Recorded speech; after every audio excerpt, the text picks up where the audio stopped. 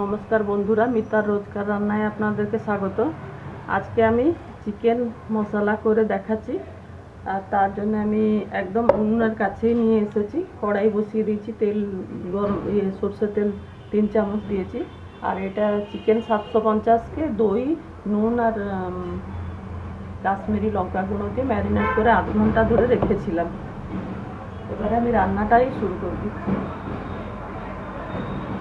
একটা তেজপাতা দিলাম, দারচিনি 2 টুকরো দিলাম,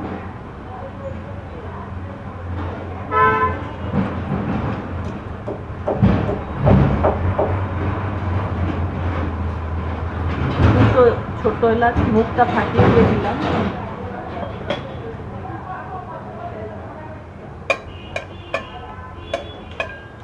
চিকেনে যদি আপনারা আলু দিতে চান তো আলুটাকে তেলেতে আগে ভেজে দেবেন, আর যদি না দিতে চান দেবেন না।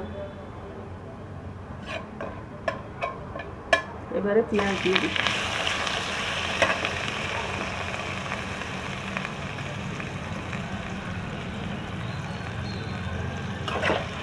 এটা দুটো পেঁয়াজকে পুরো গ্রেট করে পাতলা করেছিলাম, পুরো কুচি কুচি করে কেটে এটাকে আমি দিলাম পেঁয়াজটা।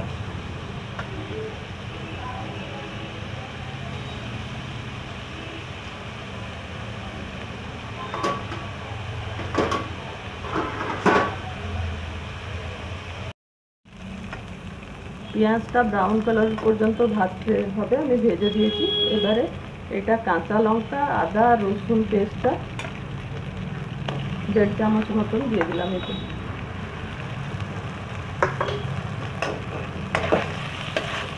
দিয়ে দিয়ে কাঁচা লঙ্কা আর আদা রসুনের এই যে গন্ধটা, কাঁচা গন্ধটা যাবার পর্যন্ত এতে ভাজতে হবে।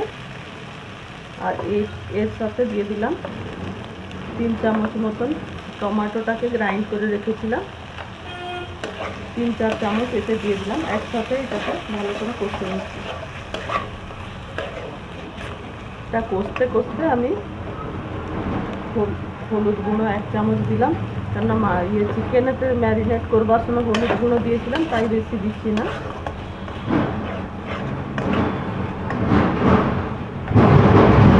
কাশ্মীরি লঙ্কা গুঁড়ো 1 চামচ দিলাম।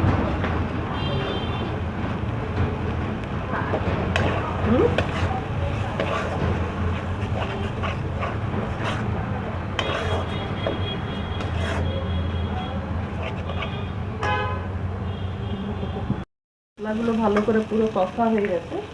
এবারে চিকেন মশলা এতে 1 চামচ দিয়ে দিচ্ছি।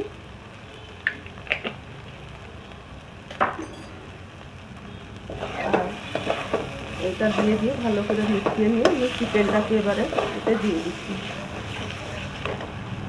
ম্যারিনেট করে রেখেছিলাম চিকেনটা দিয়ে দিলাম।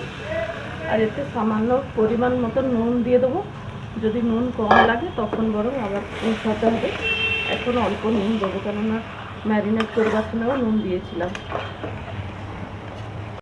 আমার চিকেন মশলাটা খাবার মতন রেডি হয়ে গেছে, সেদ্ধ হয়ে গেছে ভালো করে। এবারে আমি গ্যাস বন্ধ করছি। আমার চিকেন মশলা তো রেডি হয়ে গেছে। একবার আপনারাও এইভাবে করে খেয়ে দেখবেন। ভালো লাগলে আমার চ্যানেলটাকে লাইক, শেয়ার, সাবস্ক্রাইব করতে অনুরোধ করছি। ধন্যবাদ।